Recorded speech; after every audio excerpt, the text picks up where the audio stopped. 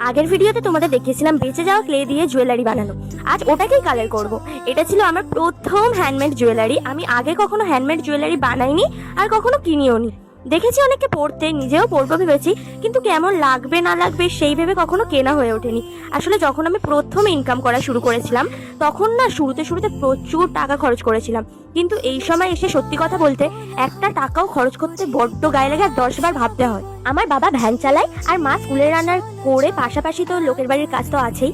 এইসব যত দেখছি যেই রোদে আমরা একটুখানি বেরোলে শরীর অসুস্থ হয়ে পড়ে, সেই কাঠফাটা রোদে বাবা ইটবালি বইছে আর মা এই রোদের কাজ করে এসে আবার স্কুলের জন্য বেরিয়ে যাচ্ছে। দিন দিন মা বাবার এত খাটনি দেখার পর নিজের কিছু কেনার আগে এখন করে মনে হয় না এটা নয় থাকুক, পরে কেনা যাবে।